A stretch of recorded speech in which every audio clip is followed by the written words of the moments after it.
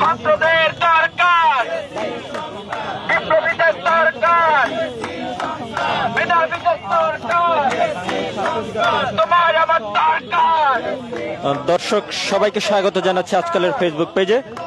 এই মুহূর্তে সরাসরি আমরা যুক্ত রয়েছি ঢাকা বিশ্ববিদ্যালয়ের টিএসসি রাজু ভাস্কর্যের সামনে থেকে, যেখানে ৪৬তম বিসিএস এর প্রশ্ন ফাঁসে জড়িতদের বহিষ্কার ও পিএসসি সংস্কারের দাবিতে অনশন কর্মসূচি যেটি করছে এই মুহূর্তে পিএসসি সংস্কার আন্দোলনের ব্যানারে, যেখানে উপস্থিত রয়েছে বিন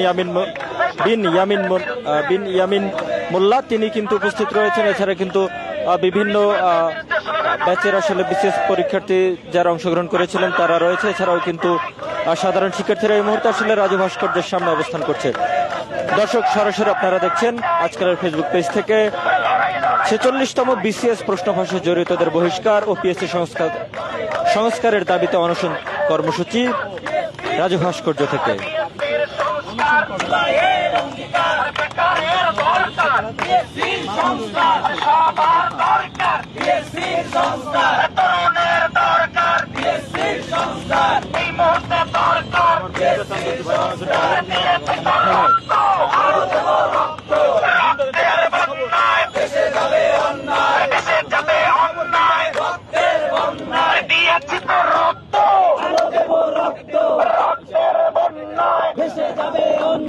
আমাদের অনশন চলছে চলবে, আমাদের অনশন চলছে চলবে, আমাদের অনশন চলছে চলবে। এখন আমাদের ভাই কথা বলবেন সবার উদ্দেশ্যে। ধন্যবাদ।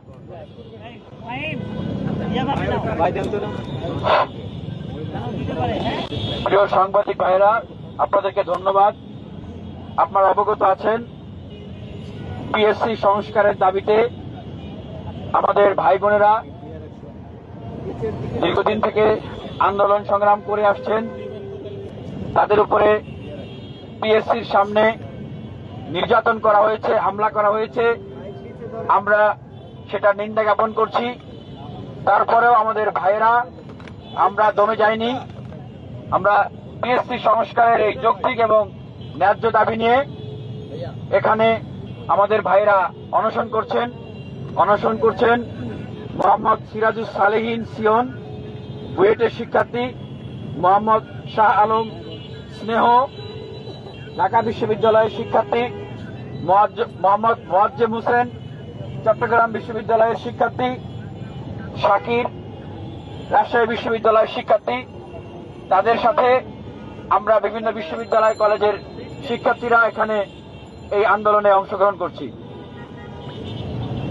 আজকে আপনারা দেখেছেন পিএসসিতে আমাদের মাননীয় চেয়ারম্যান উনি সংবাদ সম্মেলন করেছেন। আমাদের আন্দোলন এবং দাবির প্রেক্ষিতে উনি সেখানে বক্তব্য রেখেছেন। আমরা শুরুতেই বলতে চাই, আসন্ন ৪৬তম বিসিএস এ যারা প্রিলিতে সেই আবেদের কাছ থেকে প্রশ্ন ফাঁস করে, প্রশ্ন কিনে যারা রিটেনে উত্তীর্ণ হয়েছেন, সেই আবেদ এখনো জেলখানায়, তারা কিভাবে ৮ তারিখে রিটেনে বসবে? তাহলে আমরা দাবি জানাই, আবেদ গংরা যদি রিটেনে বসতে পারে, তাহলে এই নামাজি ব্যক্তি পীর সাহেব, তাকে যেন জেল থেকে মুক্ত করে দেওয়া হয়। আমরা তাহলে আর আবেদের বিরুদ্ধে কোনো আন্দোলন করব না। প্রশ্ন ফাঁসের সাথে যারা জড়িত, প্রশ্ন কিনেছে, পিএসসিতে এখনো অবস্থান করছে, প্রশ্ন ফাঁসের সাথে জড়িত, তাদের বিরুদ্ধে কোনো আন্দোলন করব না। আমাদের আন্দোলন হবে পিএসসি চেয়ারম্যান এবং সচিবের বিরুদ্ধে। প্রিয় সাংবাদিক ভাইরা,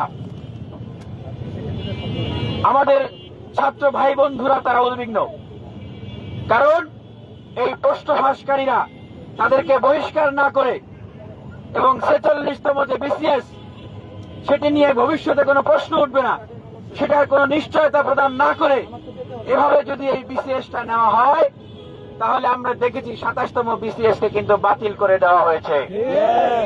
ঠিক ২০১৮ সালে কোটা সংস্কারের প্রজ্ঞাপন জারি করা হয়েছিল।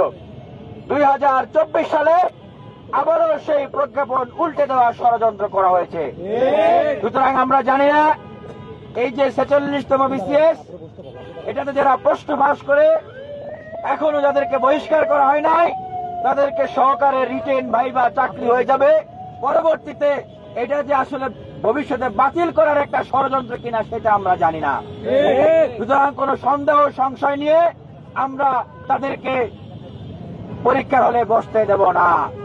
আমরা সুস্পষ্টভাবে বলে দিচ্ছি, যদি তারা পরীক্ষার হলে আসে তাহলে তাদেরকে ধরে বেঁধে পরীক্ষার হলের সামনে আটকে রাখা হবে।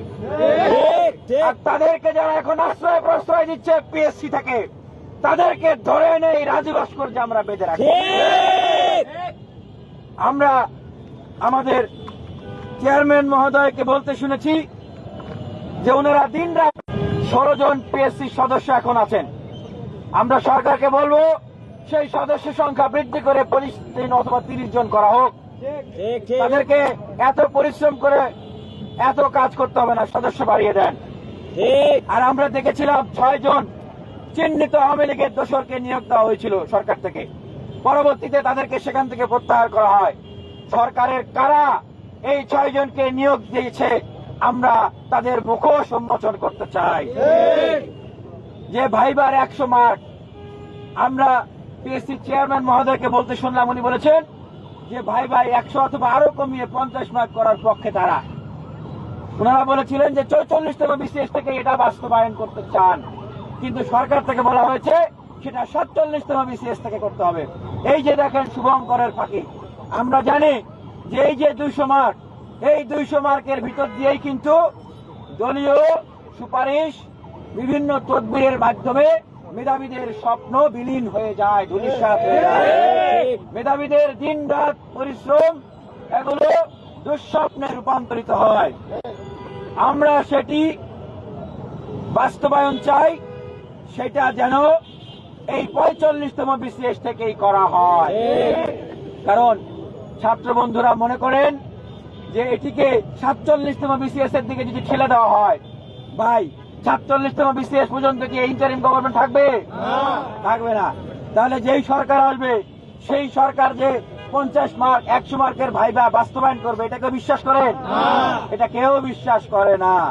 প্রিয় ভাইয়েরা, নন ক্যাডারের বিষয়ে আমাদের চেয়ারম্যান মহোদয় বললেন যে নন ক্যাডার এইটা উনি জনপ্রশাসনে সুপারিশ পাঠাচ্ছেন যেন বেশি বেশি নন ক্যাডারের চাহিদা এটা পিএসসি কে দেওয়া হয়, কিন্তু জনপ্রশাসন সেটা নিয়ে সেভাবে আগাচ্ছেন না কেন? ওই যে আবার আমাদের মনে প্রশ্ন, জনপ্রশাসনে তো ভূত আছে, যেই ভূতেরা ফেসিবাদের দোসরদেরকে পিএসসি তে পাঠায়, সেই ভূতেরা 100 মার্ক বা 50 মার্ক যেমন এই 44 থেকে বাস্তবায়ন হতে দিতে চায় না, সেই ভূতেরা ঠিক একইভাবে নন ক্যাডারের যে কালো বিধি আওয়ামী লীগের সময় করা হয়েছিল সেটাকেও তারা বাস্তবায়ন হতে দিতে চায় না। সেই ভূতেরাই কিন্তু এই যৌক্তিক আন্দোলনকারীদেরকে পিটায়। এখন প্রশ্ন হচ্ছে যে এই যে নন ক্যাডার বিধিমালা, এইটা কালাকানুন করে আওয়ামী লীগ সরকার কি করেছিল এটা সবারই জানা আছে। এই ছাত্রলীগের ক্যাডার যারা বিভিন্ন সময় হামলা করেছে, আক্রমণ করেছে, মানুষের উপর অত্যাচার করেছে, ফ্যাসিবাদকে প্রতিষ্ঠিত করেছে, সহযোগিতা করেছে, তাদেরকে দলীয় বিবেচনায় তারা পুলিশ বানিয়েছে, প্রশাসনে ঢুকিয়েছে, বিভিন্ন গুরুত্বপূর্ণ জায়গায় তাদেরকে ঢুকিয়েছে, বিভিন্ন তদবির করে কমিশন খেয়ে এই সিস্টেমে বিভিন্ন দপ্তর পরিদপ্তরে সেই সমস্ত জায়গায় তাদেরকে কমিশন ভাগ বাটোয়ারার সুযোগ করে দিয়েছে।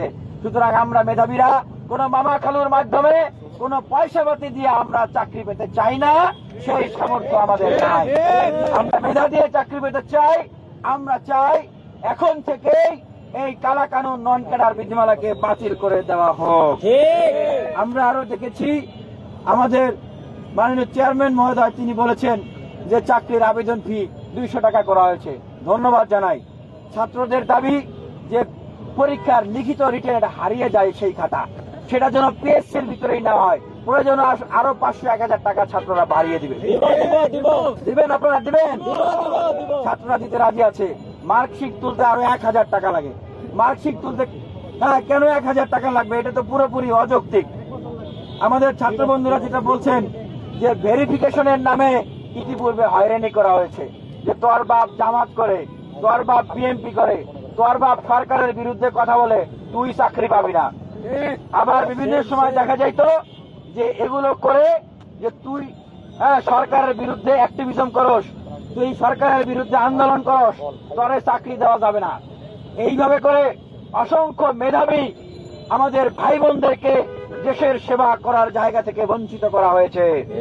আমরা দাবি জানাই ভেরিফিকেশন প্রক্রিয়াটিকে যেন স্বচ্ছ করা হয় এবং কেউ যদি বাদ পড়ে তাকে কেন বাদ দেওয়া হয়েছে এটা যেন স্পষ্ট করা হয়। এবং আজকে আমরা ভয়ঙ্কর একটা কথা শুনলাম, সেই ভয়ঙ্কর কথা কি, যে প্রাক বাছাই প্রক্রিয়া করবে। আচ্ছা ভাই, আমরা কি কেউ প্রাক যাচাই প্রক্রিয়ার জন্য আবেদন করেছি? দাবি জানিয়েছি? ছাত্ররা স্পষ্ট ভাবে বলছে যে ঠিক এই যে পলিসি প্রক্রিয়াটা, এটা ওই যে ফ্যাসিবাদের ভূত, সেই ফ্যাসিবাদের ভূতদের এইটা দেওয়া একটা প্রক্রিয়া। প্রাক বাছাই প্রক্রিয়া যদি দেওয়া হয় তাহলে দেখা যাবে যে কেউ ক্লিক দিছে, রিটেন দিছে, অটোমেটিক বাদ করতেছে। কেন বাদ করতেছে সে নিজেও জানে না, কারণ আমরা তো বিগত সময় এগুলোর অভিজ্ঞতা পেয়েছি। এখন অন্তত রিটেনের পরে বাদ পড়লে বুঝতে পারে যে কি আমি রিটেন পর্যন্ত উত্তীর্ণ হয়েছি, বাদ করছি কেন।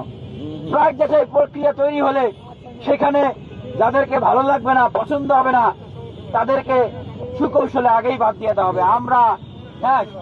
আমরা এই ওই গলার ফাঁস আমরা এটার পুরোপুরি বিরুদ্ধে না পক্ষে। আমরা শিক্ষার্থীরা সবাই এটার বিরুদ্ধে, শিক্ষার্থীরা এটাকে প্রত্যাখ্যান করছি। আমাদের চেয়ারম্যান মহোদয় বলেছেন যে অংশীজনদের সাথে আলোচনা করছেন উনি সিদ্ধান্ত নেয়। তাহলে কোন অংশীজনদের সাথে ওনারা আলোচনা করে সিদ্ধান্ত নিচ্ছেন যে ওনাদের সিদ্ধান্তগুলো আসলে বাস্তবসম্মত হচ্ছে না? যে কারণে আমাদের ভাইরা আন্দোলনের দাবি নিয়ে গেলে, যৌক্তিক দাবি নিয়ে গেলে তাদেরকে পেটানো হয়, আঙ্গুল ভেঙে দেওয়া হয়, হাত ভেঙে দেওয়া হয়। এই অংশীজনদের সাথে আলোচনা করে পিএসসির ভবিষ্যৎ রোডম্যাপ, ভবিষ্যৎ পরিকল্পনা, মাস্টার ক্যালেন্ডার, সেই সমস্ত বিষয় প্রণয়ন করতে হবে। আমরা দেখেছি পদের অপচয় রোধে একটি প্রস্তাবনা প্রদান করা আছে এই 8 দফায়। সে বিষয়ে আমাদের চেয়ারম্যান মহোদয় বলেছেন যে এটিকে ওনারা বাস্তবায়ন করবেন, যে ভাইবার আগে যেন ক্যারিয়ার চয়েসের ব্যবস্থাটা থাকে। আমরা এই জন্য ওনাকে ধন্যবাদ প্রদান করি এবং 44তম বিসিএস এ এটাকে রিসাবল করার জন্য এখন সুযোগ দেওয়া হয়। আর পাশাপাশি আমরা আরো বলতে চাই, আমাদের যে আন্দোলন চলছে পিএসসি সংস্কারের আন্দোলন, এটি অত্যন্ত যৌক্তিক আন্দোলন এবং ন্যায্য আন্দোলন। আমরা সেই 18 সালে কোটা সংস্কার আন্দোলন করেছিলাম, তখন বলেছি একটা মেধাভিত্তিক বাংলাদেশ গঠন করতে হলে কোটাকে সংস্কার করতে হবে। কারণ তখন এই 56% কোটার নামে সেখানে বিশেষ গোষ্ঠীকে দলীয় বিবেচনায়, বিভিন্ন বিবেচনায় নিয়োগ দেওয়া হতো। আমরা 24 কোটা সংস্কার আন্দোলনের কথা বলেছি, কিন্তু 24-এর গণ অভ্যুত্থানের পরে আমরা এখন রাষ্ট্র সংস্কারের আলোচনা শুনছি, নির্বাচনের আলোচনা শুনছি, রাজনৈতিক দলগুলো এগুলো নিয়ে কথা বলছে, কিন্তু পিএসসি সংস্কারের বিষয়ে কেউ কথা বলে না। কেউ কথা বলে ভাই? বেকারদের এই নিয়োগ প্রক্রিয়াগুলো কিভাবে সহজ হবে সেই সহজীকরণের বিষয়ে কেউ কোনো কথা বলে না।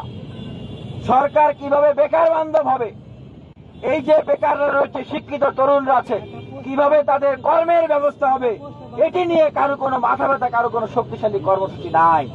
সেই জায়গাতে আমরা বলতে চাই, যেই তরুণদের আন্দোলনে আজকে গণ অভ্যুত্থান হলো, সেই তরুণদেরকে আপনারা উপেক্ষা করছেন। সেই তরুণদেরকে উপেক্ষা করে বাংলাদেশে কখনো কোনো ধরনের সংস্কার পরিবর্তন হতে পারে না।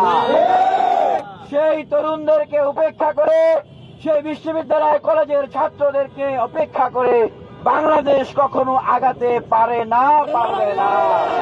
লড়াই করে বাঁচতে চাই, লড়াই লড়াই লড়াই চাই, লড়াই করে বাঁচতে চাই, লড়াই লড়াই লড়াই চাই, লড়াই করে বাঁচতে চাই। উপস্থিতি, বিরুদ্ধে লড়াই হবে একসাথে। এই আন্দোলন আমাদের সকলের আন্দোলন, সকল শিক্ষার্থীদের আন্দোলন। আজকে যারা বিসিএস এর ক্যান্ডিডেট না, তাদের উদ্দেশ্যে বলছি, প্রিয় ভাইয়েরা বোনেরা, একদিন আপনারাও এই বিসিএস এর এই জায়গাটায় বসবেন, তখন বুঝবেন যে এখানে শুভঙ্করের ফাঁকি রয়েছে, আপনি হয়তো বিসিএস এর ক্যান্ডিডেট না, আপনি চাকরি বাকরি ব্যবসা বাণিজ্য করেন, হয়তো রিক্সা চালান বা খেটে খান, আপনার সন্তানের জন্য হলেও এই আন্দোলনে আপনাদেরকে অংশগ্রহণ করতে হবে। আমরা ঢাকা বিশ্ববিদ্যালয়, রাজশাহী, চট্টগ্রাম বিশ্ববিদ্যালয় সহ জাহাঙ্গীরনগর, জগন্নাথ বিশ্ববিদ্যালয় সহ, বুয়েট মেডিকেল সহ আমরা জাতীয় বিশ্ববিদ্যালয় সহ সকল শিক্ষা প্রতিষ্ঠানের প্রতি আহ্বান জানাই, সকল ছাত্র বন্ধুদের প্রতি আহ্বান জানাই, আমাদেরকে আবার আরেকটা আন্দোলনে নামতে হবে।